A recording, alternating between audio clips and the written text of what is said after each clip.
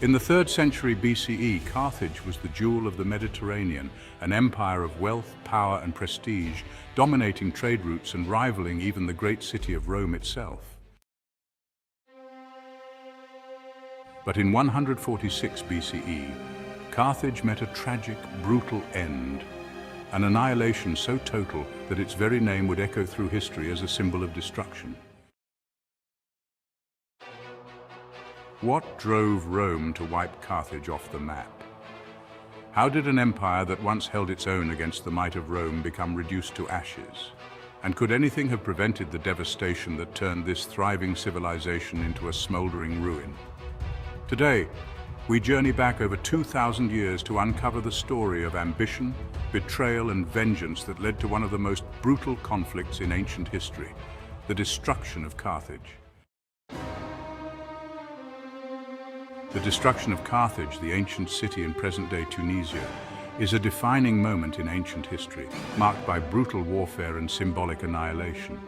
This event occurred during the Third Punic War, 149 to 146 BCE, between Rome and Carthage, a culmination of prolonged rivalry between the two Mediterranean powers. Here's a closer look at the reasons behind Carthage's downfall, the war itself, and the subsequent destruction. The Punic Wars began as Rome and Carthage competed for influence over trade and territory in the Western Mediterranean. Carthage was a wealthy Phoenician city-state with a powerful navy and extensive trade networks, while Rome was a rising military power with ambitions for expansion. After two earlier wars, the First Punic War from 264 to 241 BCE and the Second Punic War from 218 to 201 BCE, Rome emerged victorious but wary of Carthage, which remained economically strong despite military setbacks. The Carthaginians were under heavy restrictions imposed by Rome after the Second Punic War, yet they gradually regained prosperity. This economic resurgence, coupled with growing Roman suspicions and animosity, made Rome increasingly uneasy. Influential Roman senators, including Cato the Elder, pushed for Carthage's complete destruction, fearing a possible resurgence as a threat.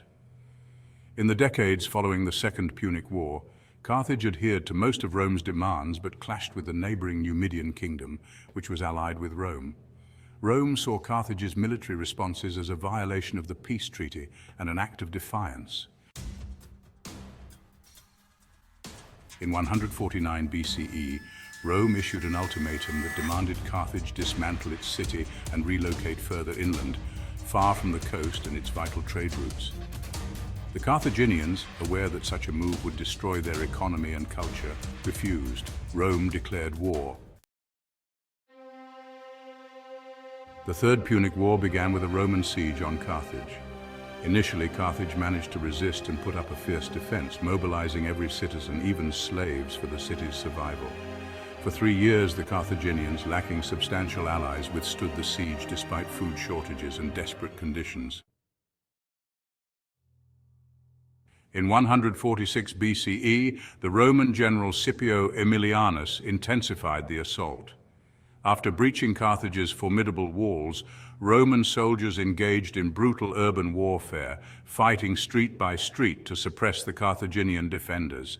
Carthage was ultimately overcome and the surviving population was enslaved. Some estimates suggest over 50,000 were sold into slavery. The destruction was thorough. Roman forces set Carthage ablaze, with fires reportedly lasting for weeks, consuming homes, temples, and infrastructure. According to some accounts, salt was allegedly spread over the land to ensure that the site could not be rebuilt, though this detail may be more symbolic than factual. Carthage's physical and cultural erasure served as a warning to other states of the power and ruthlessness of Rome. In the aftermath, Rome established the province of Africa, turning Carthage's former territory into a resource-rich region that would benefit the Roman economy for centuries. The destruction of Carthage marked the end of the Punic Wars and solidified Rome's dominance in the Western Mediterranean, paving the way for its transition from a regional power to a sprawling empire. The obliteration of Carthage left an indelible mark on history, symbolizing the extremes of imperialism and the ruthlessness of ancient warfare. The phrase Carthago delenda est, Carthage must be destroyed, attributed to Cato, remains a testament to the intense animosity that Rome held. The loss of Carthage's vibrant culture and its maritime network left a void, but its memory persisted, influencing Roman thought and history. In later centuries, the Romans did rebuild a city on the site known as Roman Carthage, which became an important part of the empire.